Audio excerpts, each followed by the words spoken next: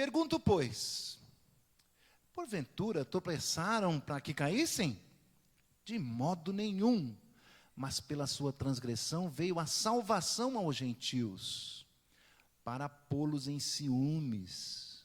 Ora, se a transgressão deles redundou em riqueza para o mundo, e o seu abatimento em riqueza para os gentios, quanto mais a sua plenitude.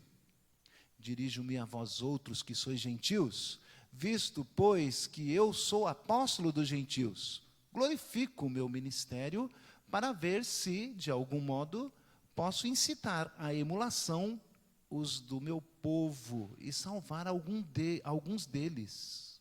15. Porque se o fato de terem sido eles rejeitados trouxe reconciliação ao mundo, que será o seu restabelecimento, senão vida dentre os mortos? E se forem santas as primícias da massa, igualmente o será a sua totalidade. Se for santa a raiz, também os ramos o serão. Se, porém, alguns dos ramos forem quebrados, e tu, sendo oliveira brava, fostes enxertados em meio deles, e te tornastes participantes da raiz e da seiva da oliveira, não te glories contra os ramos, porém, se te gloriares, sabe que não és tu que sustentas a raiz, mas a raiz a ti. Dirás, pois, alguns ramos foram quebrados para que eu fosse enxertado.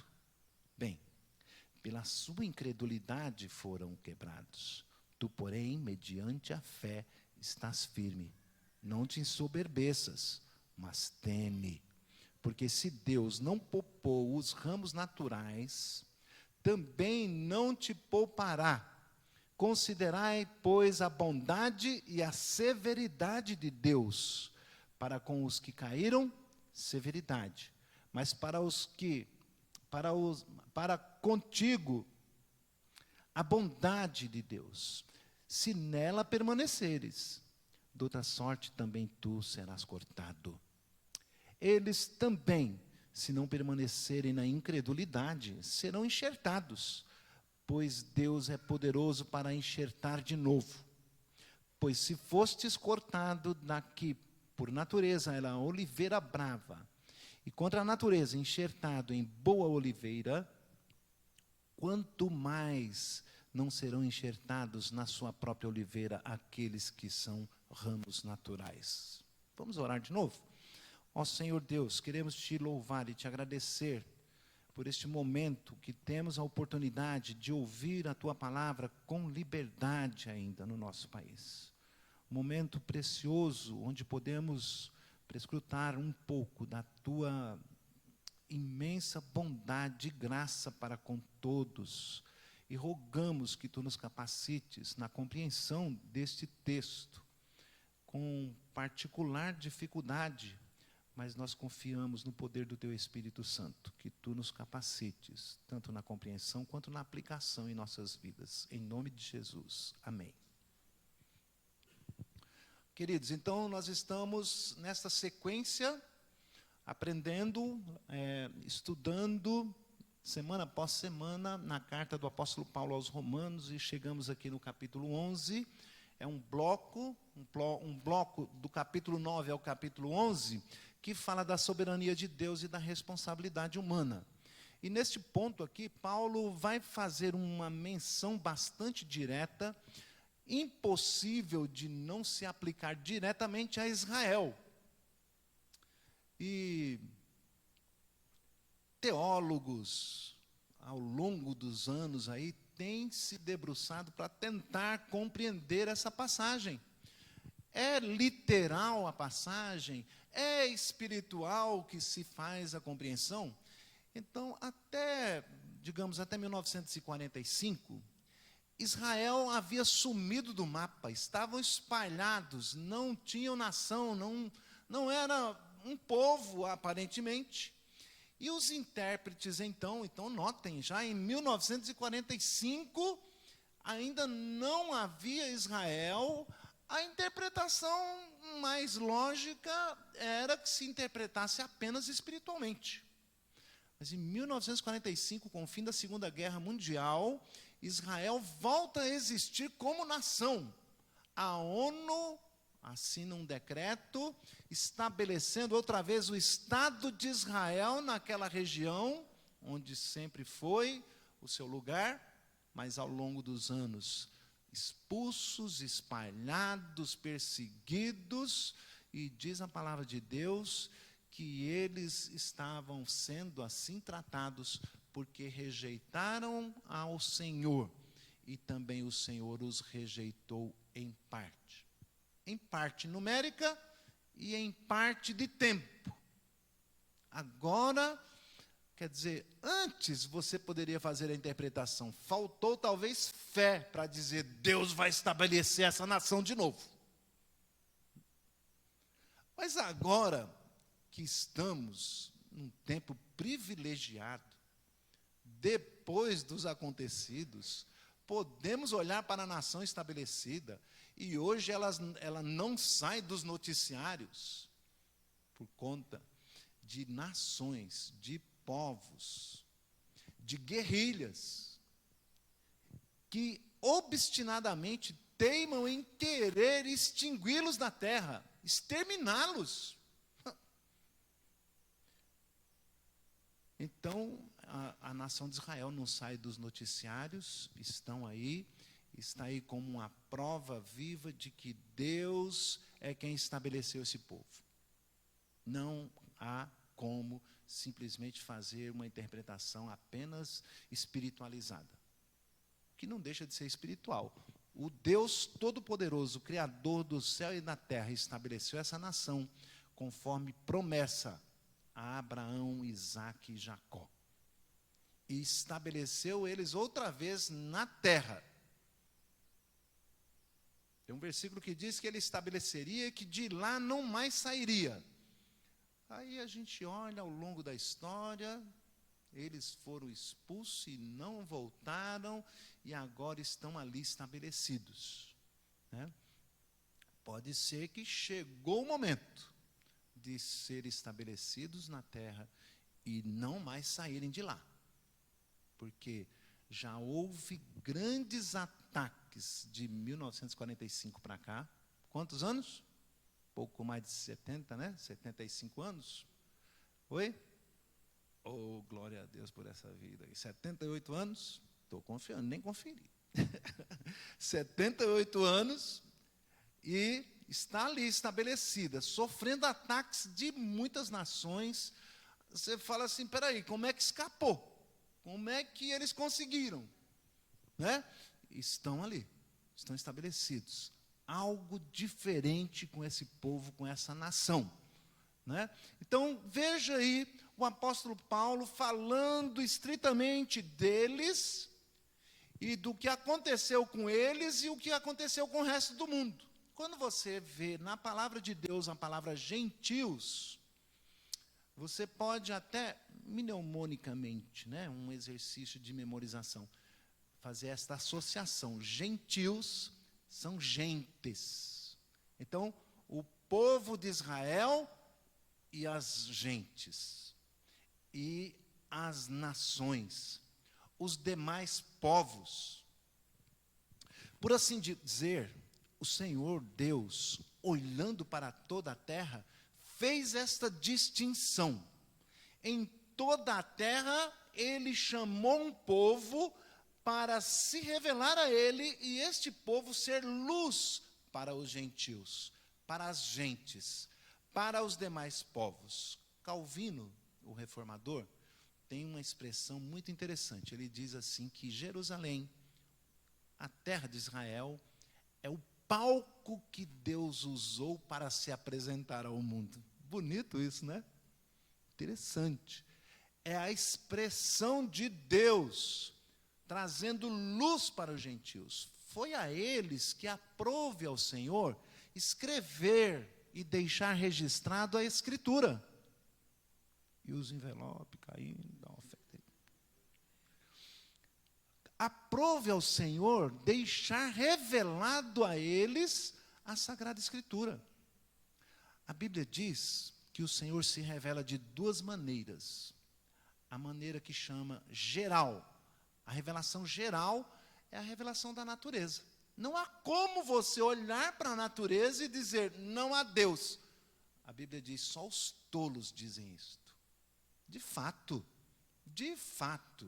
quando olhamos a linda flor, a beleza das feras, quando olhamos para nós, a estrutura óssea, muscular, repara os olhos. Como é que pode? A pessoa fala, não há Deus, foi obra do acaso. É tolo.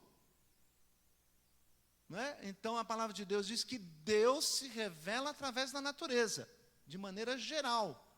Todos são indesculpáveis. Porque, olhando a revelação feita na natureza, não o aceitam, não o buscam e não querem saber dele. Mas não sendo suficiente a revelação geral expressa na natureza, ele se revelou na Escritura, enviando seus profetas, exortando, chamando a atenção, apontando que havia necessidade de vir um Messias, um Salvador, alguém que deveria oferecer sacrifício a Deus pelos pecados de toda a humanidade, um Cordeiro de Deus que tirasse o pecado do mundo. Ele enviou a Jesus, o seu Filho amado. Ao enviar Jesus, ele registra todos esses fatos também no Novo Testamento. De forma que nós temos hoje a palavra de Deus revelada por escrito de maneira especial a este povo, para anunciar aos gentios, às gentes, a todos os povos, a todas as nações. Há algo diferente com eles, né?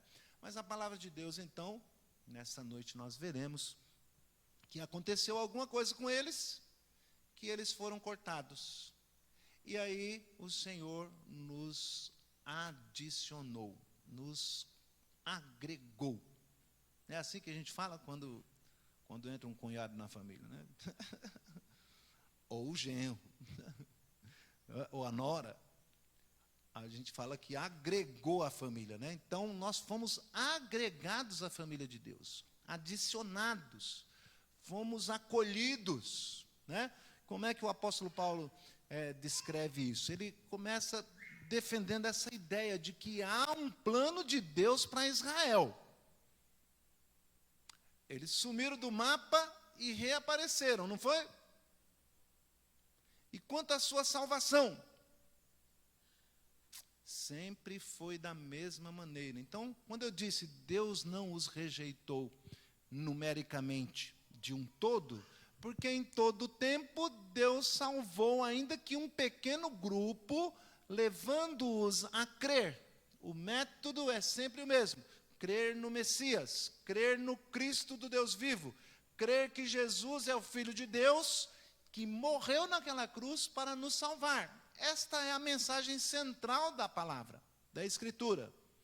A mensagem central é: creiam que Jesus Cristo é o Filho de Deus, que foi morto naquela cruz no meu lugar e no teu lugar. Quem crê nisto será salvo. Então, mesmo Israel também precisava crer nisto, mas não creram. Achavam que, tendo tido o privilégio de receber a Escritura, eles tinham este legado e, portanto, eles eram especiais e, portanto, eles podiam eles mesmos se salvarem, porque eles mesmos podiam cumprir a lei. Muitos ignoraram esta beleza, esta maravilha, viraram as costas para Deus e se voltaram aos ídolos e foram excluídos, então. Por quê? Por causa da sua incredulidade. Assim, Deus tem um plano para Israel, é o que está afirmando nesse trecho que lemos, que o apóstolo Paulo nos descreve. No versículo 10, se voltar um pouquinho aí, na sua na sua Bíblia, que nós falamos na semana passada, a palavra de Deus dizendo que e foram escurecidos os olhos deles.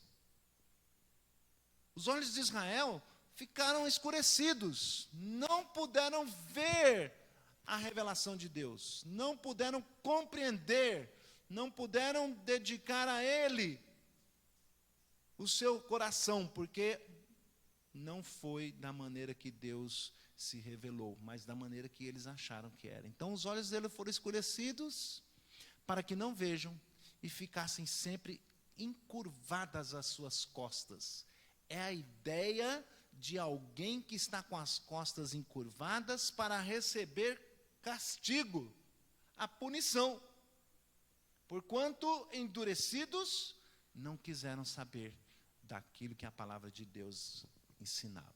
Mas num êxtase, numa expressão de interrogação, com muita admiração, no versículo 11 agora, quase em choque, o apóstolo Paulo faz essa pergunta: sendo assim, estão com as costas encurvadas para sempre? Então ele pergunta: porventura tropeçaram para que caíssem? A pergunta aqui quer dizer, tropeçaram e ficaram ali prostrados? Caíram e não tem como se levantar? A expressão aqui, caídos, quer dizer, não fizeram o que deveria ter sido feito? O que deveria ter sido feito? Que crescem. Simples assim. Que crescem em Jesus Cristo. Não creram. Tropeçaram e caíram. E estão com as costas curvas, recebendo o castigo de Deus. Que coisa tremenda. O apóstolo Paulo escreveu isso há 2000 anos atrás. Ao longo desses 2000 anos é o que nós temos visto. Para falar de um tempo mais recente, você se lembra de Hitler, do Holocausto, dessas guerras, guerra dos 6 dias, guerra para tirar, para arrancar Israel, e agora, bem recente, por último, a gente tem visto aí esse Hamas querendo exterminá-los, acabar com eles, né? O objetivo deles não é conquistar terra, não é ter seu lugar, não é ter paz, o objetivo deles é exterminar Israel. Deus soberanamente, sem perder o controle de nada, tem castigado eles com este endurecimento das nações contra Israel. Então o apóstolo Paulo está fazendo essa pergunta: porventura tropeçaram para que caíssem? Tropeçaram, ficaram prostrados, não tem mais jeito para Israel? Essa é a pergunta, não tem saída para eles? E então a resposta, como em outras vezes, é: de modo nenhum. Como assim não tem mais jeito? Tem jeito sim. Primeiro que eles, rejeitados, em parte, numericamente, sempre teve aqueles a quem Deus conservou sem dobrar os joelhos, sem se voltar para ídolos. Deus preservou um número ainda que pequeno. Agora, o que o apóstolo Paulo está falando é que o plano de Deus para Israel é que ele não seja rejeitado também no tempo. Isto é, não é para sempre. Vai chegar uma hora que Deus voltará o rosto para eles e os salvará. E os convencerá. Por quê? Explica o apóstolo Paulo. Ele vai dar essa explicação. O plano de Deus em 3 partes, né? Na primeira parte, o plano de Deus para Israel, ele vai dizer o seguinte: a transgressão de Israel, Deus estava controlando, estava soberanamente controlando, porque a transgressão de Israel redundou em bênção para o mundo. Veja aí o versículo 11. Mas pela sua transgressão, o que é a transgressão? A rejeição a Jesus, não creram em Jesus, porque não creram. Meu Deus, que plano extraordinário é esse? A gente fica pensando, pensa aí comigo, Jesus foi morto naquela cruz, não foi? Quem foi que o matou?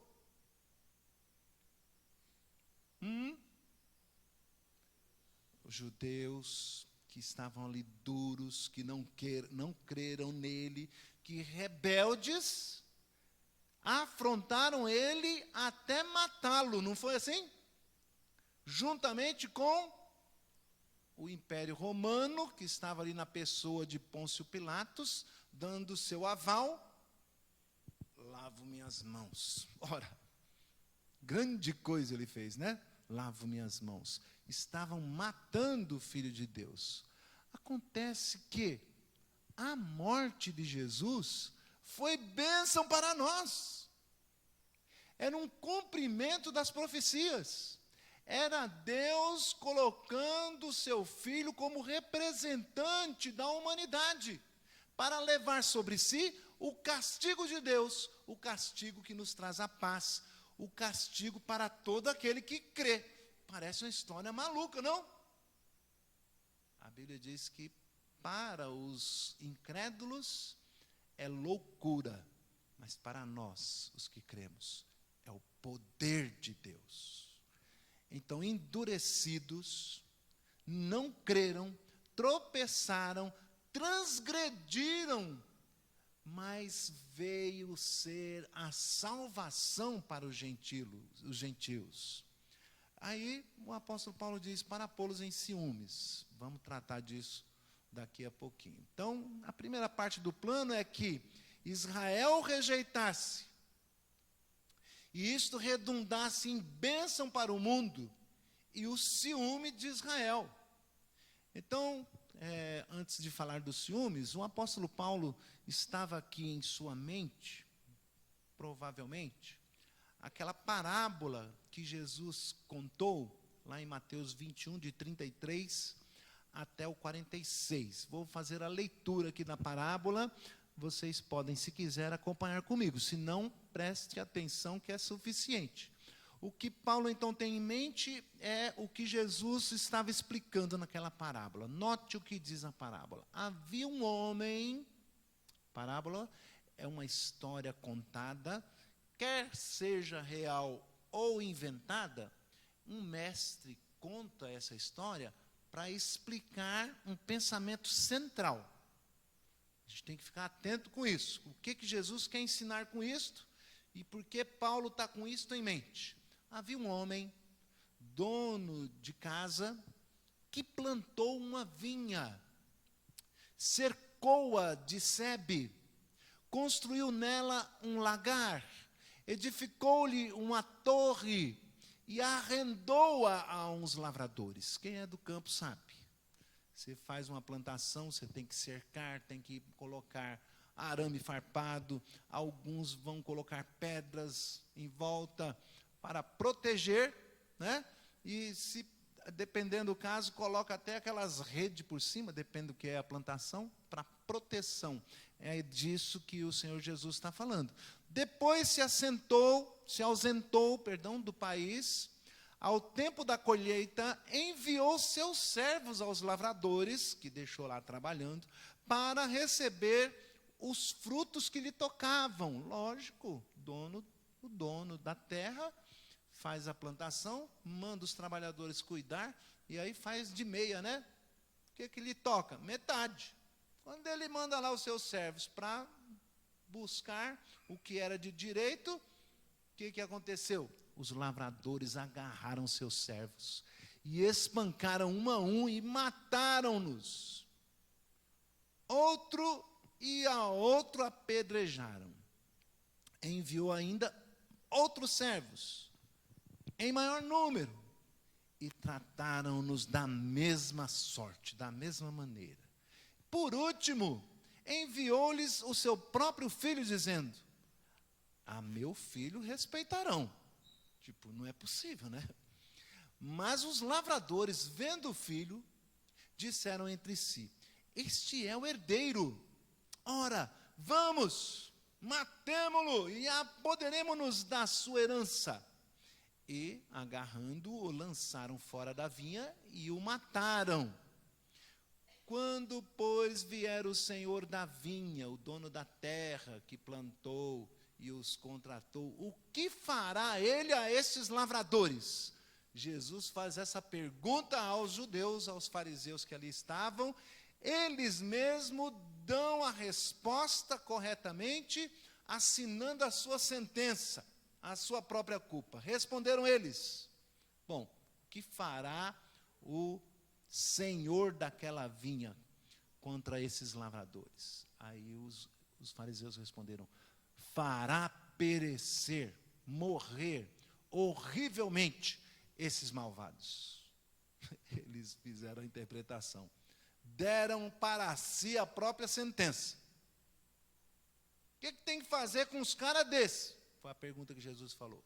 Eles responderam: tem que matá-los horrivelmente, é o que eles merecem.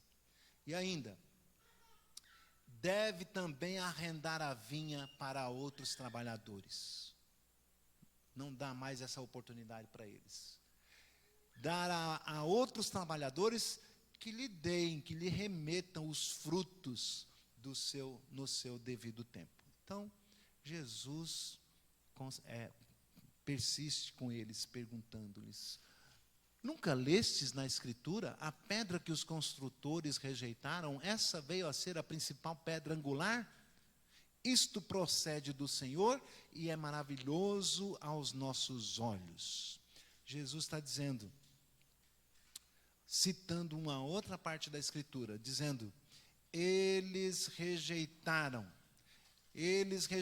a pedra angular, a pedra fundamental que era para edificar a casa, eles rejeitaram.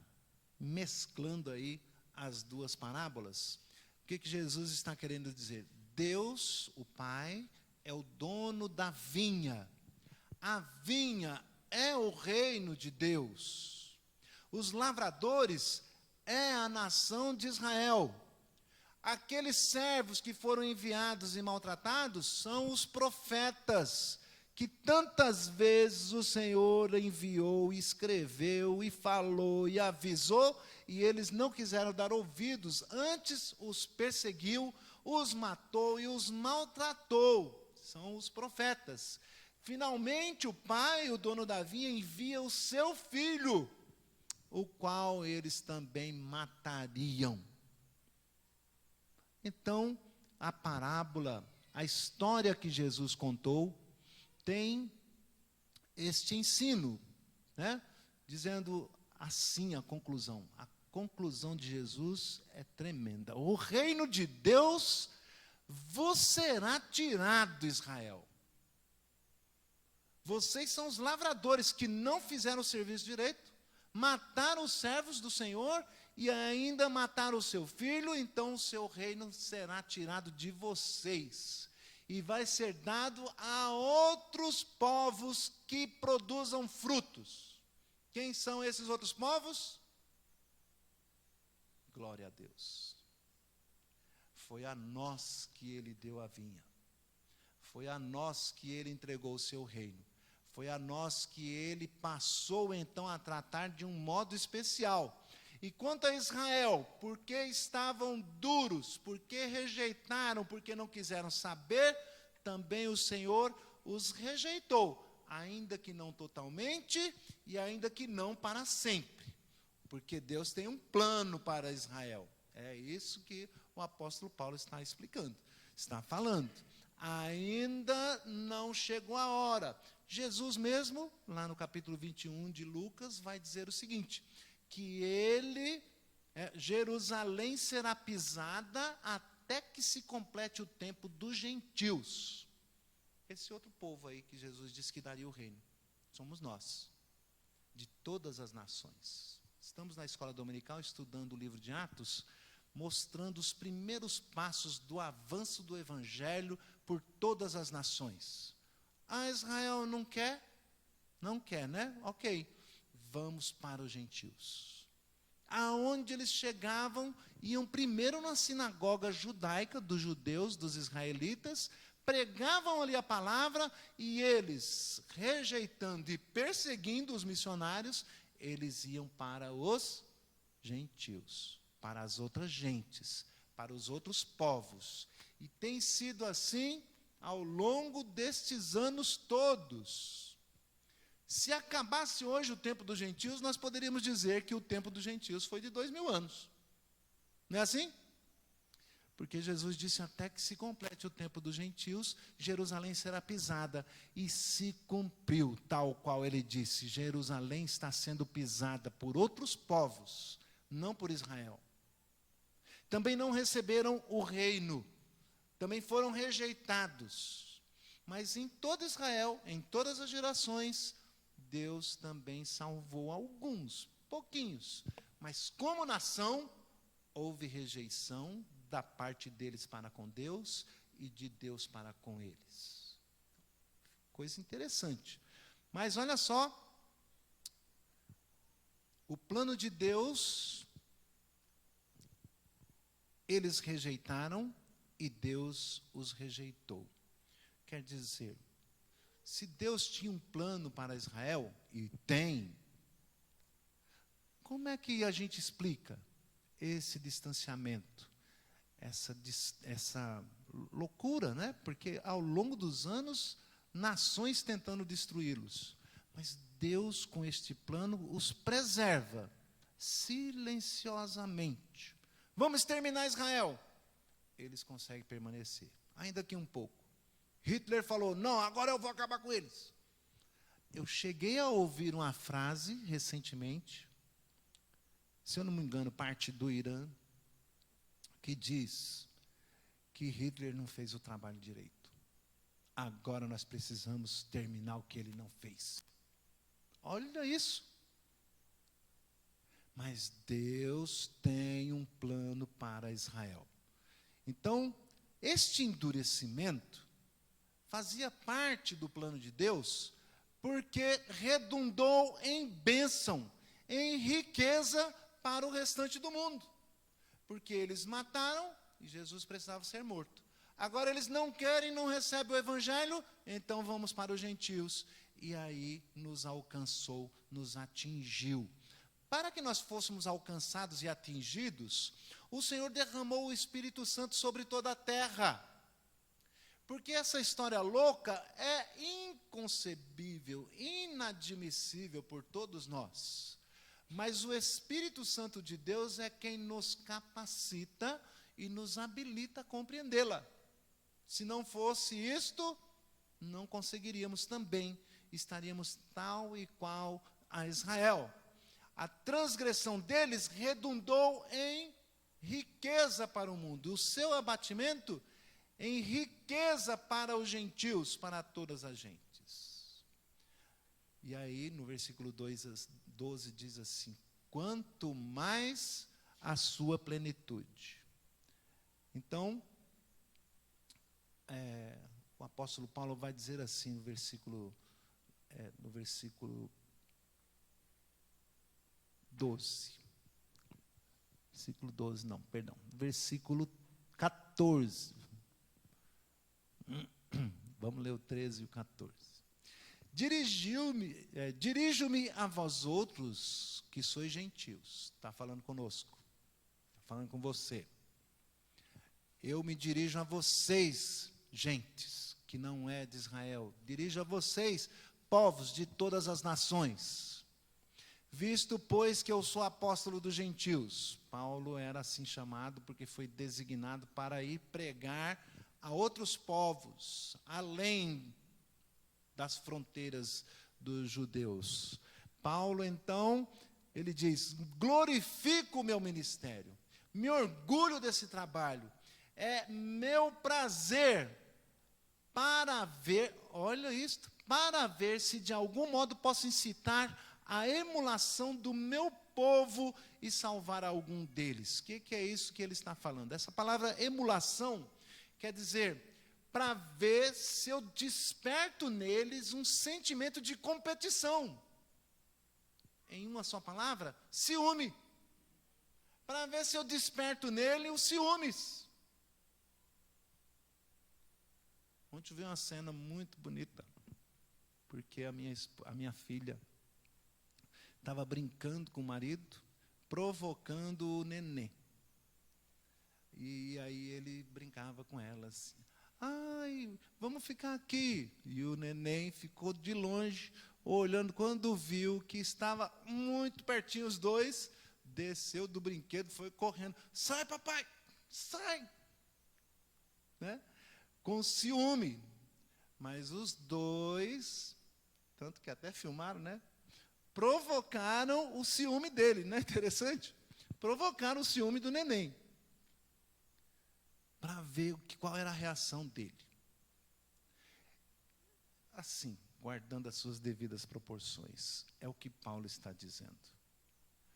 O povo judeu, os israelitas, endurecidos, sem querer saber de Deus, sem ligar para a sua palavra, para a mensagem de salvação em Cristo Jesus, ele vai aos gentios, porque na cabeça dele, no entendimento dele, do que está escrito, quanto mais gentios, quanto mais povos, quanto mais pessoas crescem em Jesus, ia despertar neles um sentimento de ciúme, de inveja. Mas como assim? Nós é que somos o povo escolhido de Deus, ele está salvando outros povos aí, que nunca quiseram saber dele. O que está acontecendo? Será que Jesus é mesmo o Messias?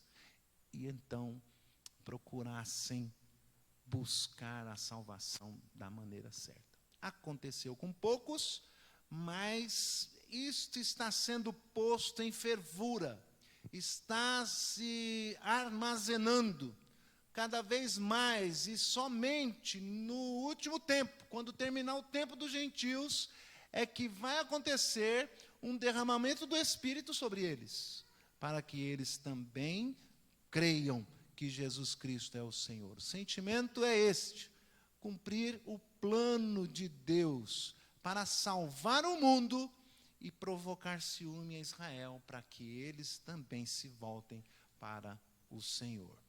Essa é a primeira parte do plano. A segunda parte é o restabelecimento de Israel resultará em vida. É a comparação que o apóstolo Paulo está fazendo.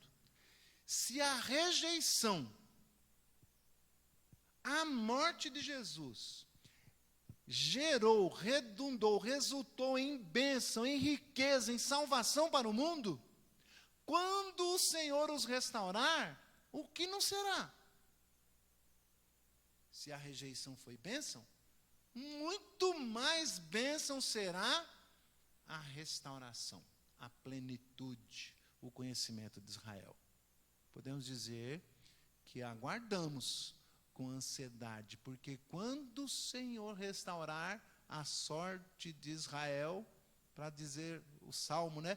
Quando o Senhor restaurar a sorte de Sião. Vocês já ouviram falar no termo sionismo? Quem já ouviu? Sionismo. Eles estavam espalhados pelo mundo, lá pelos idos de 1800, já perto do final do século XIX para o século XX. Começou um movimento em toda a terra dos israelitas dizendo: vamos voltar para Sião. Por isso o movimento se chamou sionismo. Vamos voltar para Sião, vamos voltar para a nossa terra. E começaram a voltar para Israel, adquirindo, comprando as terras pacificamente. Engraçado que eles, pisados, perseguidos por toda a terra, ainda conseguem ser um dos povos mais ricos em onde quer que passem. Será habilidade? Será coincidência? O que você acha? Mas eles fizeram esse movimento, voltando para Sião, voltando para Sião. Mas ainda não estamos falando de conversão, de salvação. Será o tempo em que o Senhor há de dar a eles a plenitude do conhecimento, do entendimento.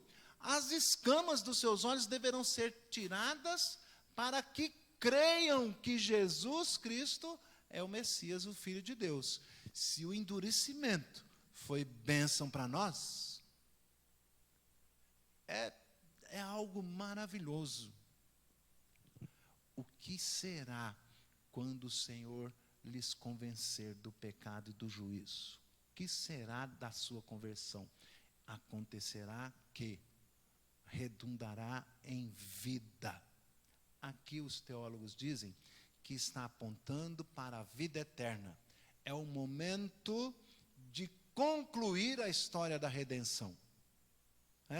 Porque o Senhor então vai fazê-los compreender, e aí, além de alcançar os gentios, volta-se também para Israel para alcançá-los outra vez. Muito bem, então, a terceira parte, a primeira parte é o endurecimento, redundou em bênção e ciúmes.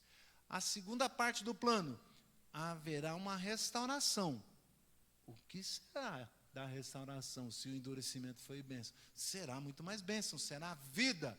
Terceiro lugar, as duas nações, ou das duas nações. O que eu quero dizer com duas nações?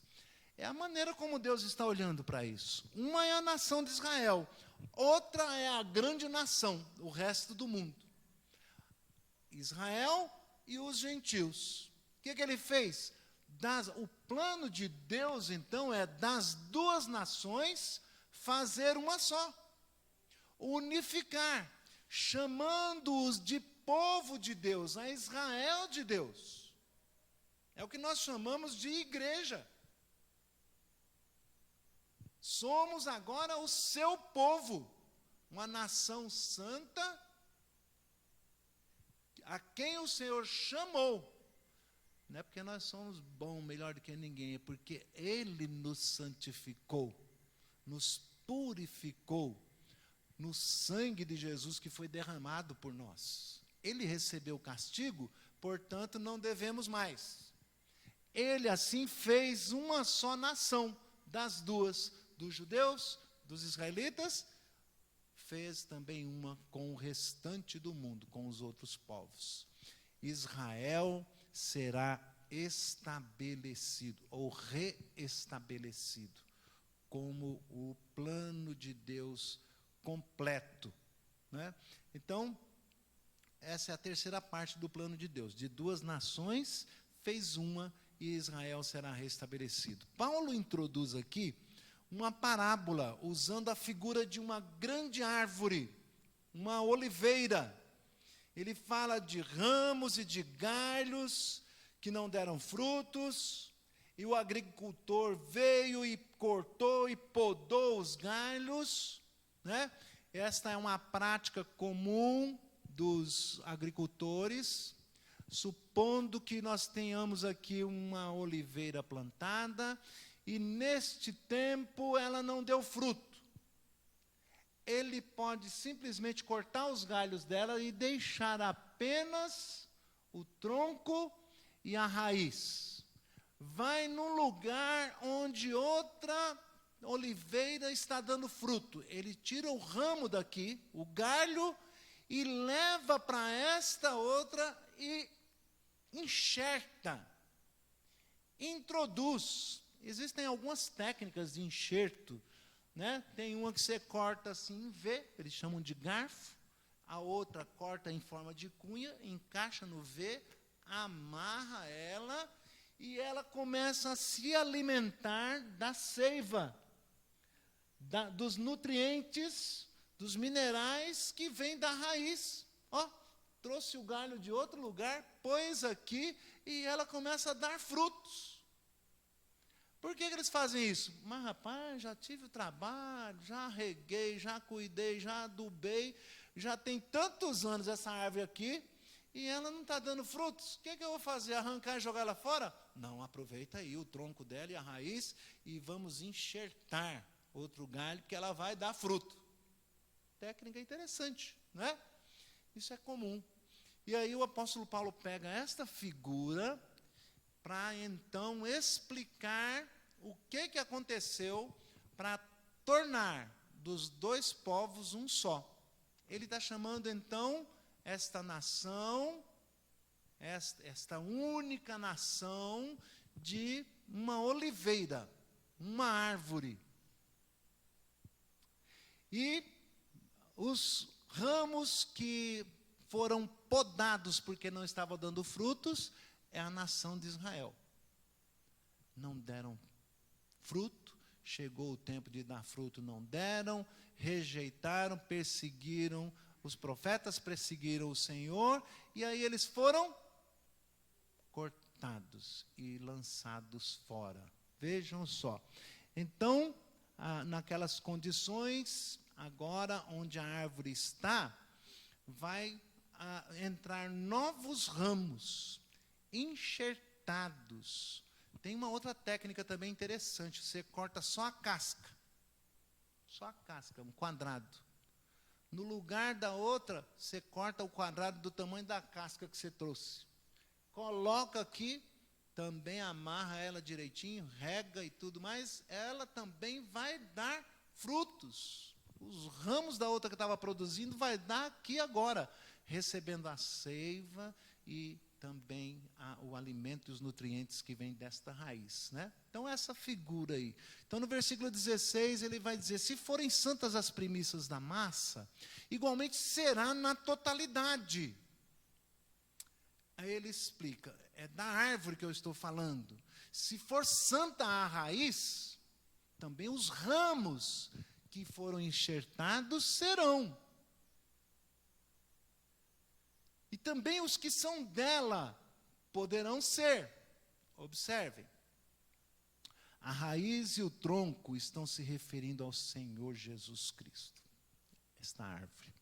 Por quê? Porque ele está buscando lá nas profecias, desde o princípio, quando ele chama Abraão, quando ele fala a respeito de um filho da promessa, quando ele fala a respeito de um cordeiro que teria sido oferecido como sacrifício, que viria da raiz da tribo de Judá, que viria da raiz de Davi, toda esta figura que ele está usando da nação de Israel e os seus ramos a partir de Jesus Cristo, que eles então não aceitaram.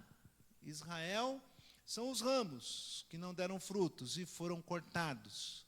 E aí vão ser enxertados outros ramos. Se for santa a raiz, também os ramos serão. Semelhantemente, então, Jesus se utiliza dessa mesma figura, ou seja, de uma árvore, para nos explicar algo bastante semelhante. Lá em João 15, de 1 a 6. Farei a leitura aqui do texto. João, Evangelho de João 15, de 1 a 6. A árvore não é oliveira, que Jesus usa a figura de uma videira. Eu sou a videira verdadeira, disse Jesus. Eu sou a videira verdadeira. O meu Pai é o agricultor. Todo aquele que estando em mim não der fruto, ele o corta. E todo aquele que dá fruto, limpa, para que produza mais ainda.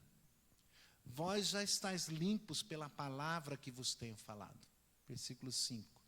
Eu sou a videira verdadeira, e vós os ramos. Quem permanece em mim, e eu nele, esse dá muito fruto, porque sem mim nada podeis fazer. Se alguém não permanece em mim, será lançado fora, semelhante ao ramo, e secará, e o apanham, e lançam no fogo, e queimam. Então, são palavras de Jesus, usando esta figura bonita, interessante, desta árvore, que sofre com ramos que não produzem e que o agricultor limpa cortando os ramos.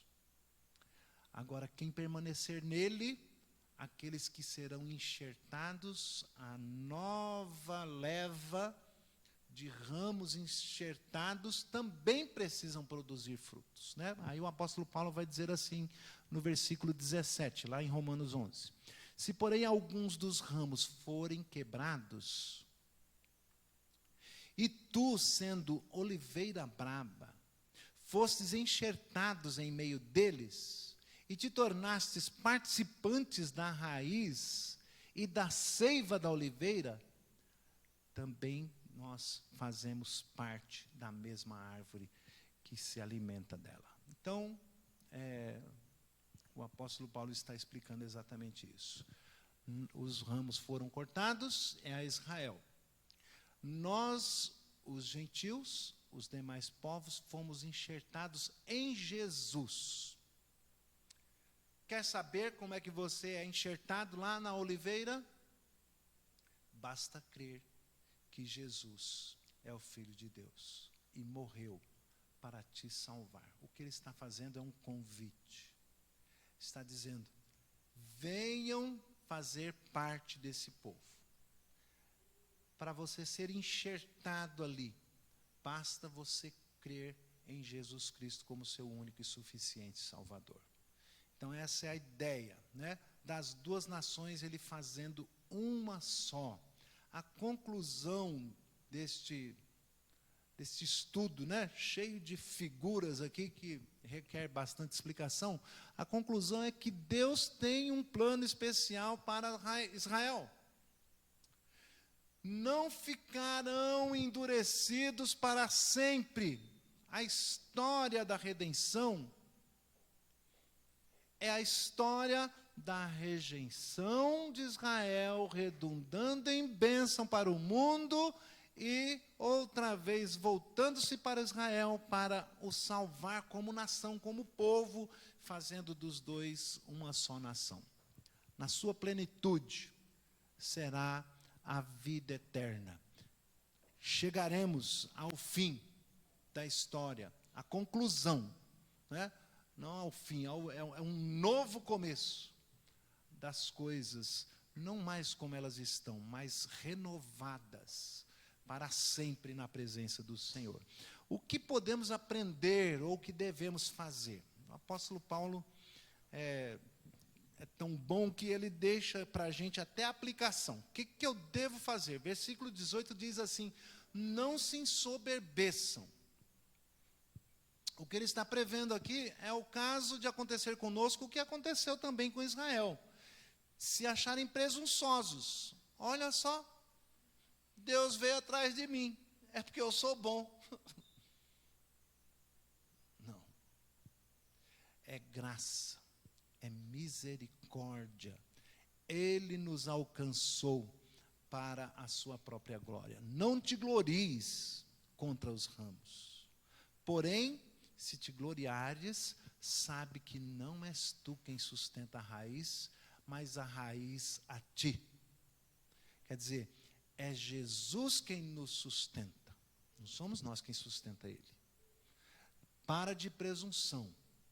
Anda em humildade na sua presença, com gratidão.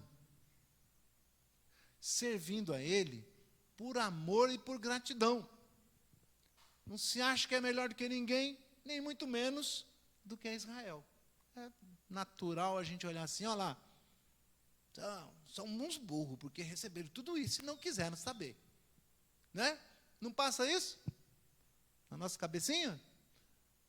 Só que o endurecimento deles redundou em bênção para nós. Não te glories sobre os ramos que foram arrancados para poder dar lugar a você de ser enxertado.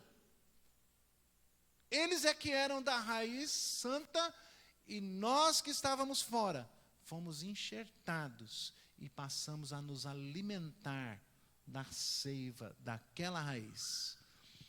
Então, segunda coisa a aprendermos, que permaneçamos fiéis. Aí o apóstolo Paulo vai explicar por que que Israel foi quebrado, por que que os ramos foram arrancados, e como é que o nosso enxerto permanece firme e dando frutos. É o que disse lá o Senhor Jesus. Eles foram arrancados pela sua incredulidade, porque não creram. E vocês, gentios, pensam que se não crerem serão salvos por acaso? Está se achando melhor do que eles? Não. É preciso também crer que Jesus Cristo é o Filho de Deus. Quantas vezes eu já repeti isso hoje? É o Filho de Deus que morreu na cruz para nos salvar. Ele recebeu o castigo que era meu. Que história louca, que bobagem é essa? Não quero saber disso, não. Não creu. É um ramo arrancado, né? Não é enxertado automaticamente. O que o apóstolo Paulo está dizendo é que eles foram arrancados pela sua incredulidade. Porém, mediante a fé, nós permanecemos firmes.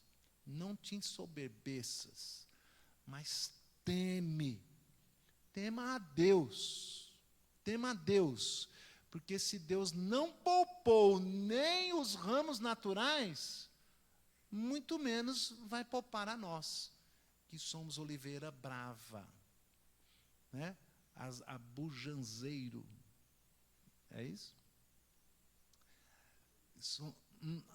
O quê? Azambujeiro, obrigado. Agora, eu não vou nem me arriscar a falar mais. Então, Deus não poupou os ramos naturais, também não nos poupará. Em terceiro lugar, Deus é bom, Deus é maravilhoso, Deus é amor, Deus é graça, Deus é misericórdia, mas também é severo. Justiça. Olha o que está escrito, versículo 22. Considerai, pois, a severidade de Deus. Ele é o agricultor. Para com os que caíram, severidade.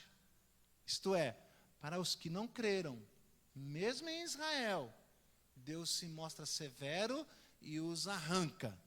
Mas para contigo, gentil, povos de toda a terra, Ele tem demonstrado a sua bondade, se nela permanecerdes, se credes, tal qual Ele nos explicou, se o receber como seu Salvador. De outra sorte, também tu serás cortado.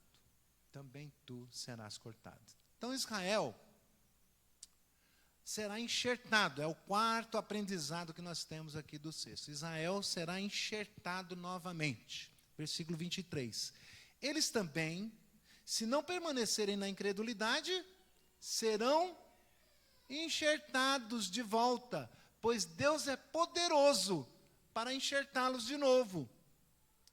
Pois se fosse cortado de uma que, por natureza, era uma oliveira brava, contra a natureza foi enxertado na boa oliveira, quanto mais serão enxertados outra vez na sua própria oliveira aqueles que são os ramos naturais.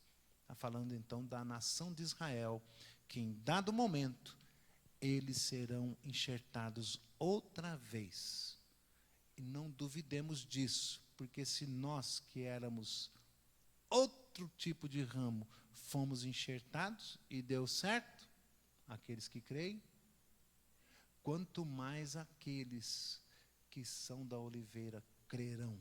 O Senhor vai fazer uma obra em Israel para a salvação daquele povo. O seu endurecimento não é para sempre.